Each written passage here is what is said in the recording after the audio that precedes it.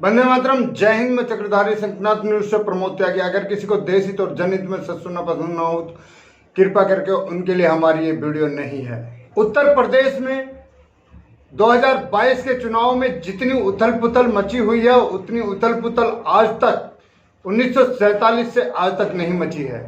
उत्तर प्रदेश में हर तरह के हथकंडे अब की बार आजमाए जा रहे हैं, चाहे वो गुंडागर्दी का हो, चाहे वो राजनीतिक पॉलिसी का हो, चाहे चमचागिरी का हो, या पैसे बांटने का हो, या किसी भी तरह से गुमराह करने का हो। हर तरह के हथकंडे अपनाए जा रहे हैं।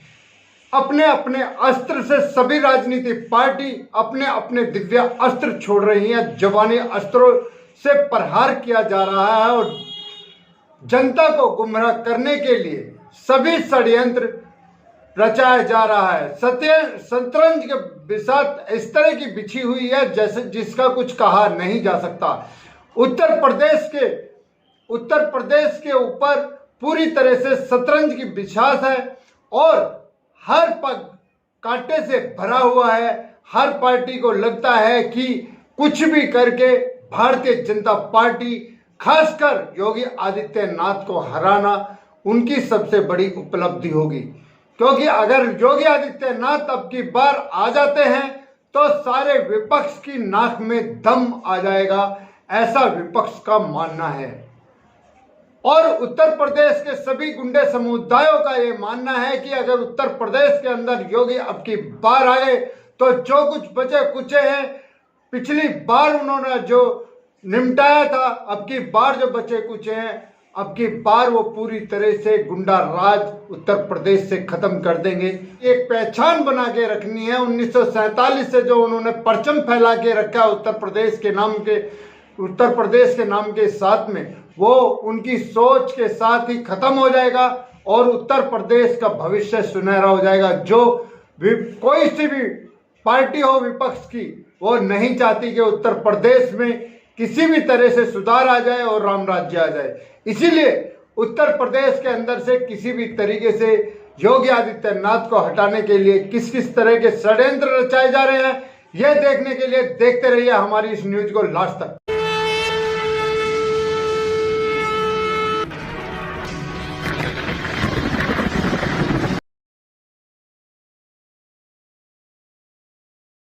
उत्तर प्रदेश को 1947 से उग्र रूप में दिखाया गया है।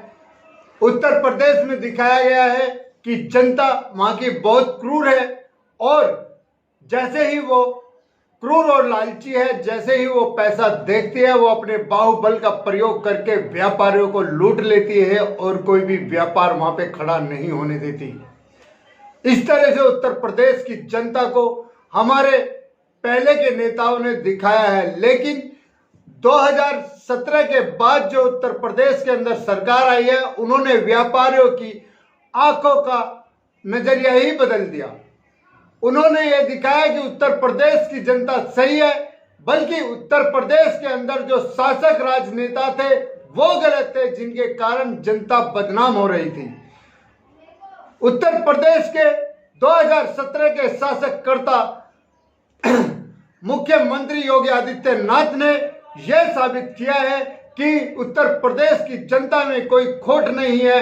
अगर किसी में खोट थी तो जो 1947 से आज तक उत्तर प्रदेश के अंदर राज करते हुए आए हैं, वो राजनेताओं में खोट थी। उत्तर प्रदेश की जनता कल भी भोली थी और आज भी भोली है और सदैव भोली रहेगी। इसलिए आज पूरे उत्तर प्रदेश के अंदर नेशनल, इंटरनेशनल, प्रदेश और देश सभी व्यापारी अपना अपना इन्वेस्ट उत्तर प्रदेश के अंदर करना चाहते हैं। उत्तर प्रदेश के अंदर 2017 से पहले ऐसा हाल था, कोई व्यापारी अपना पैसा लगाना चाहता था तो या तो उसका पैसा पहले ही छीन लिया जाता था या उसका व्यापार खड़ा होने से पहले ही बर्बाद हो जाता था। लेकिन आज उत्तर प्रदेश में ऐसी कोई स्थिति नहीं है। उत्तर प्रदेश में जितने भी व्यापारियों ने इस बीच में अपना पैसा लगाया है, वो उनका पैसा सुरक्षित है और काम अच्छी तरह से निर्माण पर चालू है। आने वाले दिनों में उत्तर प्रदेश के अंदर इतना रोजगार होगा कि शायद भारत के किसी कोने में इतना रोजगार नहीं होगा जितना रोजगार उत्तर प्रदेश के अंदर होगा। उत्तर प्रदेश से जो आदमी बाहर काम करने के लिए आते हैं आने वाले दिनों में अगर योगी आदित्यनाथ का राज आया तो उत्तर प्रदेश के लोग बाहर रोजगार करने के लिए नहीं आएंगे, बल्कि उत्तर प्रदेश में बाहर के लोग रोजगार करने के लिए जाएंगे। ये उत्तर प्रदेश के नए मुख्यमंत्री योगी आदित्यनाथ की सोच है, जो 2017 से राज्यकार संभाल रहे हैं और 2022 में अगर उनकी सरकार आ गई तो ऐसा उनका निर्णय होगा। इसी बात को लेकर सारे विपक्षी परेशान हैं और मुस्लिम समुदाय के वो आका गुरु भी परेशान है, जो अपने समुदाय के लोगों को गुमराह करके बीजेपी को बदनाम करके रखना चाहते थे कि बीजेपी हिंदुओं की पार्टी है और मुसलमानों की दुश्मन है। आज जैसे ही 4.5 साल के राज में उत्तर प्रदेश में योगी आदित्यनाथ ने मुस्लिमों के अंदर से वो पर्दा हटाया है कि मुस्लिम और हिंदुओं के पक्ष में भेदभाव नहीं है। योगी आदित्यनाथ सिर्फ गुंडों से नफरत करते हैं, माफियाखोरों से नफरत करते हैं, बाकी सारे समुदाय उनकी नजर में एक ही हैं और वो सबसे समान रूप से प्यार करते हैं, जैसे एक राजा को करना चाहिए। ये जैसे जैसे ये पर्दा उठता जा रहा है वैसे वैसे मुस्लिम महागुरु और सारे विपक्षी दलों की धड़कनें तेज होती जा रही हैं, उनके अंदर दहशत बढ़ती जा रही है। विपक्षी दलों का सपना टूटता जा रहा है और वहीं मुस्लिम समुदाय के महागुरुओं का भी सपना टूटता दिखाई दे रहा है, क्योंकि उन्होंने तो सपने में ऐसा कभी सोचा ही नहीं था कि इस तरह का भी कोई दिन आएगा जहां पर हिंदू और मुसलमान नाम की दीवार हट जाएगी और सब अपने आप को इंसान मानकर खासकर उत्तर प्रदेश में सब एक होकर काम करेंगे और उत्तर प्रदेश की तरक्की में दिन रात 4 चांद लगेंगे और उत्तर प्रदेश का नाम महान प्रदेश में लिया जाएगा, यानी कि विदेशों में भी उत्तर प्रदेश को सर्वश्रेष्ठ माना जाएगा। ये इसी चीज की बेचैनी सारे विपक्ष को और मुस्लिम महागुरुओं को सताए जा रही है, जिसमें कि अंसारी काका भी बेचैन है। वहीं पे सारे विपक्षी दल के नेताओं के मुंशी भी परेशान है, जैसे कि राकेश टिकैत, संजय राउत, तरह के चाटुकार मुंशी बहुत बुरी तरीके से परेशान है, क्योंकि वो अपने अपने लठैतों को लेकर जिस तरह से भारत के ऊपर और भारत की जनता के ऊपर अत्याचार ढाते थे, जिस तरह से राकेश टिकैत ने फर्जी किसानों के नाम से अपने लठैतों को लेकर दिल्ली को जाम किया, इसी तरह के मुंशी संजय राउत ने भी अपना महाराष्ट्र के अंदर काम किया। उसी तरह से बहुत सारे इस तरह के मुंशी हैं देश के अंदर जो इन ठाकुरों के बल पे इनके कहने के अनुसार काम करते हैं, यानी कि आज के ठाकुर आज की सत्ता बनाने वाले पार्टी प्रमुख के नाम को ठाकुर नाम दिया जाना चाहिए।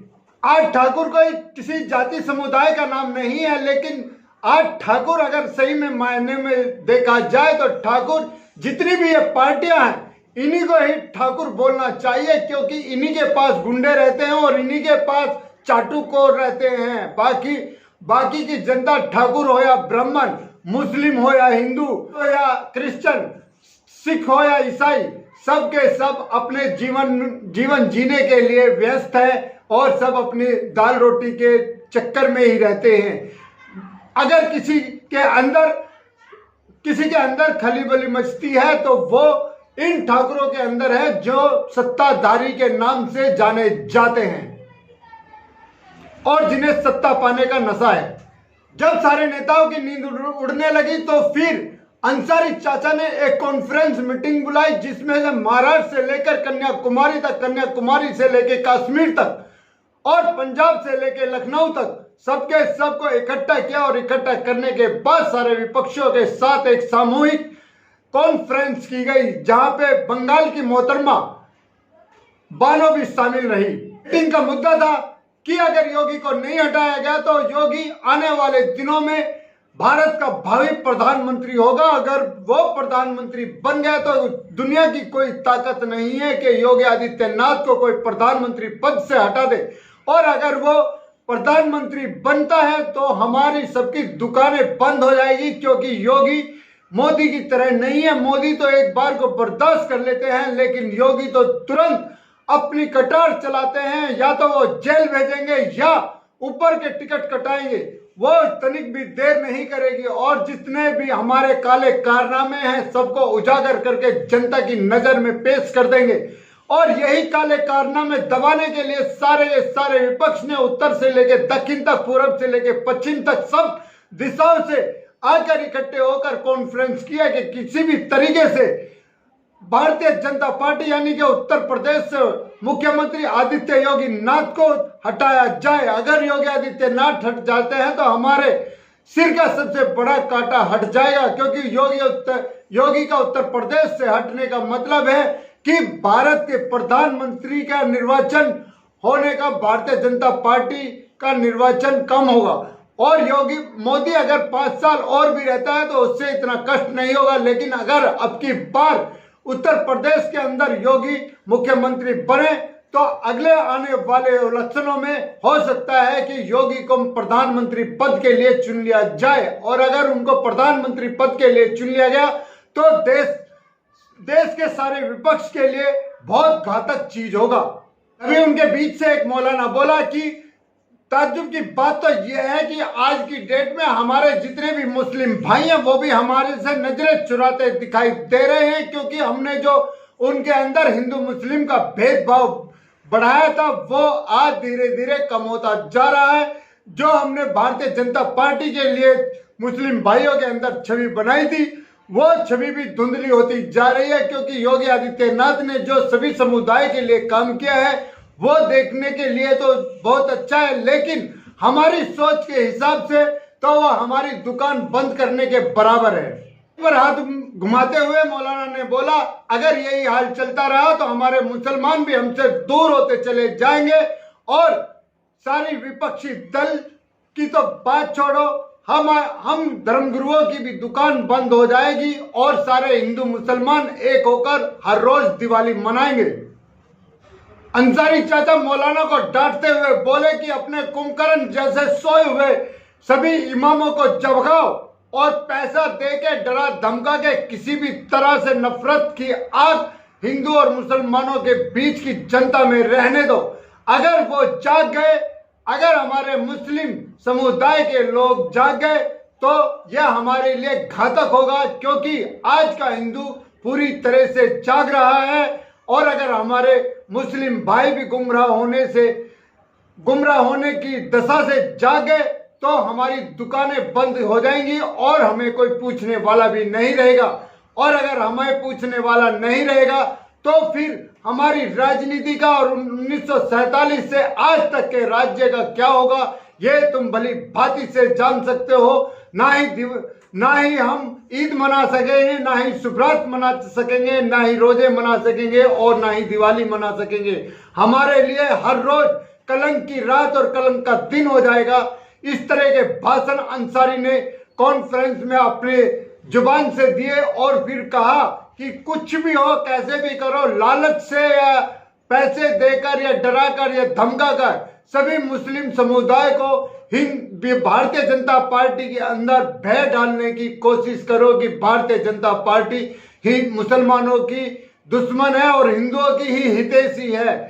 चाहे उसके लिए हमें दंड भेद कुछ भी अपनाना पड़े, लेकिन अपने काले राज छुपाने के लिए हमें ये करना होगा। इस तरह की मीटिंग पहले चुनाव की घोषणा होने से पहले कंफर्म हो गई थी और उसी के हिसाब से सभी आतंकवादी तत्वों को टिकट दिए गए ताकि जहां पे जोर जबरदस्ती का जोर चले वहां पे जोर जबरदस्ती से करो, जहां पे पैसे देकर काम चले वहां पे पैसे देकर अपने वोटों को हत्याओ, और जहां पे भाईचारे से काम चले वहां पे भाईचारे की नीति अपनाओ, और जहां पे इमोशनल से काम चले वहां पे इमोशनल से चलाओ। और जितने भी मौलाना मौलवी सब जितने भी हैं सबको अपने अपने काम में लगा दिया गया है। और 3 लाख से ज्यादा फर्जी किसान नाम के आंदोलनकारी भी इस मिशन में जुट गए हैं कि किस तरह से भारतीय जनता पार्टी को हराया जाए। इसी के साथ देश की सच्चाई के लिए, देश के लिए जीना, देश के लिए मरना। अगर आपको हमारी ये वीडियो अच्छी लगी हो तो लाइक करें, शेयर करें, कमेंट करें, सब्सक्राइब करें और बेल आइकन जरूर दबाएं। आप हमें अपने सुझाव QF, Instagram, Telegram, Facebook, YouTube, Twitter और व्हाट्सएप पर भी भेज सकते हैं। अभी मैं अपनी वाणी को विराम देता हूं। वंदे मातरम, जय हिंद।